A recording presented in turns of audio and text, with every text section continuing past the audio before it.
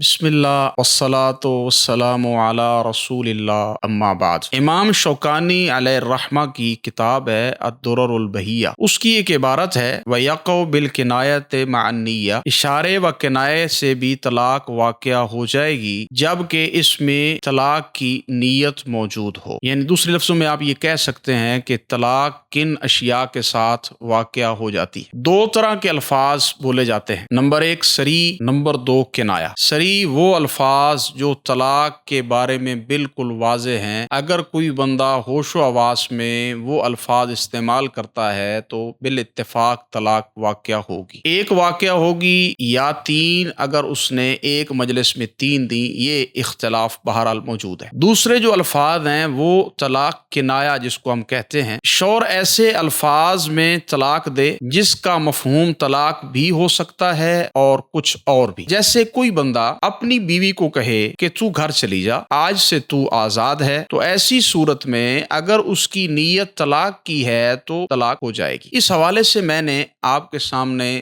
دو احادیث رکھنی۔ پہلی جو حدیث ہے وہ صحیح البخاری کے اندر موجود ہے اور اس کا جو نمبر ہے وہ 5254 ہے، اور یہی حدیث سنن ابن ماجہ کے اندر 2050 نمبر پہ اور سنن نسائی کے اندر ہے اور مستدرک حاکم کے اندر موجود ہے۔ ظاہر ہے اس کی سند صحیح ہے کیونکہ بخاری کے اندر موجود ہے۔ سید عائشہ رضی اللہ تعالی عنہا بیان کرتی ہیں، ایک آدمی تھا جون کی بیٹی جب نکاح کے بعد اللہ کے رسول صلی اللہ علیہ وآلہ وسلم کی خلوت گاہ میں لائی گئی، آپ صلی اللہ علیہ وآلہ وسلم اس کے قریب ہوئے تو اس نے کہا میں اللہ سے آپ کی پناہ چاہتی ہوں۔ آپ صلی اللہ علیہ وآلہ وسلم نے فرمایا تو نے بڑے عظیم الشان ذات کی پناہ طلب کی ہے، تو اپنے گھر والوں کے ساتھ مل جا۔ اب یہ جو الفاظ ہیں اس میں نیت کا بڑا عمل دخل ہے۔ آپ صلی اللہ علیہ وآلہ وسلم کی نیت طلاق کی تھی تو طلاق واقع ہو گئی، جبکہ آپ نے صریح اور واضح الفاظ نہیں بولے، ایسے الفاظ بولے ہیں جن کا مفہوم طلاق بھی ہو سکتا ہے اور اس کے علاوہ کچھ اور بھی، لیکن آپ کی نیت چونکہ طلاق کی تھی تو طلاق واقع ہو گئی۔ دوسری حدیث وہ بھی صحیح البخاری کے اندر موجود ہے اور یہ روایت کتاب المغازی میں امام بخاری رحمہ اللہ نے ذکر کی، باب حدیث کعب بن مالک رضی اللہ تعالیٰ عنہ کے حوالے سے۔ یہی روایت مسلم کے اندر 2769 نمبر پہ ہے اور جامع ترمذی میں 3102 نمبر پہ ہے۔ اس کی بھی سند صحیح ہے کیونکہ یہ روایت بھی صحیح البخاری میں ہے۔ سیدنا کعب بن مالک رضی اللہ تعالی عنہ کا جنگ تبوک سے پیچھے رہ جانے کا ذکر ہے اس واقعہ کے اندر۔ ان 50 دنوں میں جب 40 دن گزر گئے تو اللہ کے رسول صلی اللہ علیہ وآلہ وسلم کا ایک پیغام رساں اور ایلچی میرے پاس آئے، یہ کعب بن مالک کہتے ہیں۔ تو اس نے کہا کہ اللہ کے رسول صلی اللہ علیہ وآلہ وسلم تمہیں حکم دیتے ہیں کہ تم نے اپنی بیوی کے قریب نہیں جانا۔ میں نے کہا کہ میں اسے طلاق دے دوں یا مجھے کیا کرنا چاہیے؟ تو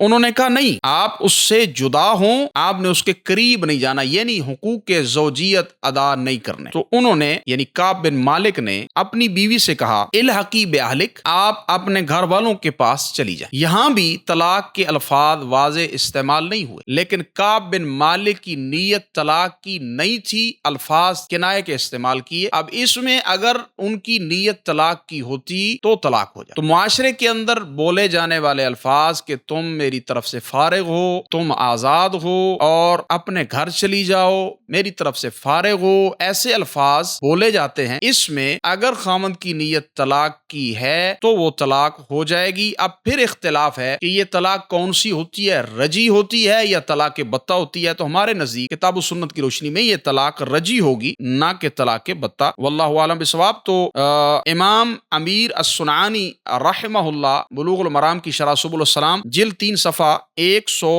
456 میں فرماتے ہیں کہ طلاق کا ایسا کنایہ و اشارہ جس سے طلاق مقصود ہو طلاق کے حکم میں ہی ہوگا۔ تو طلاق کے کنایہ کے الفاظ اگر ان میں نیت طلاق کی شامل ہو جائے تو وہ طلاق واقع ہو جاتی ہے، اور اگر اس میں طلاق کی نیت شامل نہ ہو تو وہ طلاق شامل واقع نہیں ہوتی، واللہ عالم بالصواب۔